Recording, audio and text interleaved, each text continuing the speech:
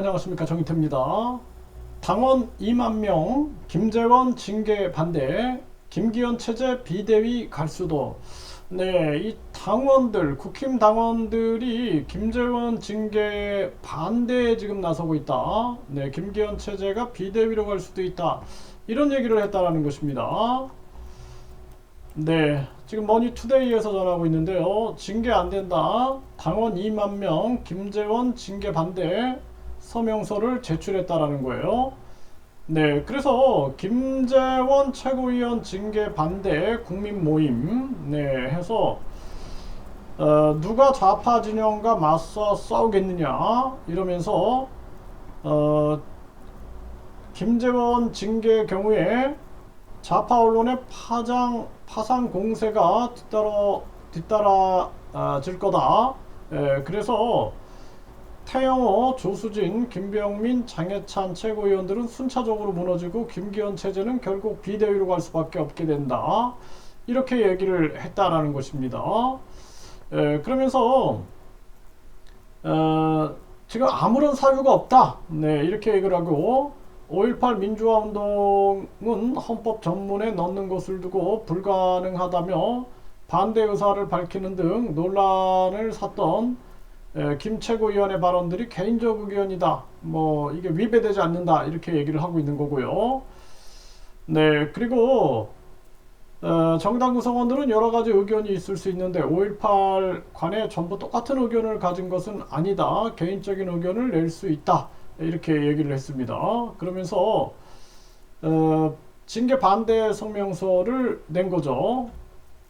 네, 지금 이 5.18 민주화 운동 정신을 헌법 전문에 넣겠다라는 윤석열 대통령 후보의 발언을 두고 선거 때 표를 얻으려고 한 것, 네, 이라고 한 요 발언, 그리고 정강훈 목사가 우파 진영을 천하 통일했다, 이런 발언, 또 4.3 사건 기념일은 격이 낮은 기념일이다, 이런 발언들이 이제 문제가 된 거죠. 네, 그래서 이 부분에 대해서 홍준표 대구시장은 김재원, 태영호 당을 혼동케 한 사람들이다, 중징계가 불가피하다, 이렇게 주장을 했습니다.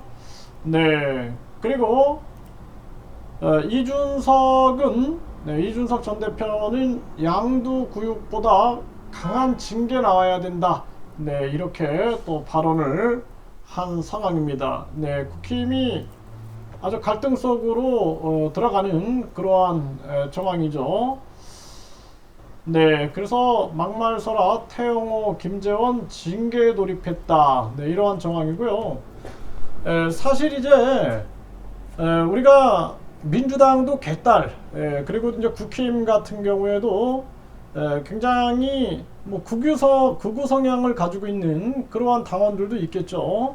결국엔 이렇게 갈등들이 이제 빚어져 나오는데, 당에서 현명하게 판단을 해야 한다. 그리고 정부 여당이기 때문에 정부 여당에서 냉철하게 국민들의 의사를 반영을 해야 되고, 공정하고 엄정하게 평가를 해야 한다, 이런 생각을 안 할 수가 없습니다. 그리고 김재원 의원이나 태영호 의원이나 계속 지금 당에 여러 가지 무리수를 두고 있어요. 이러한 부분들에 대해서 당이 예를 들어서 이 편협한 판단을 하게 되면은 국민들이 결국에는 등을 돌릴 수도 있다라는 부분들을 명확히 인식을 해야 한다, 이렇게 생각을 하게 되고요. 결국에는 국힘이 이 문제로 인해서 많은 갈등이 빚어질 텐데 현명한 판단을 해야 한다, 이렇게 말씀을 드립니다.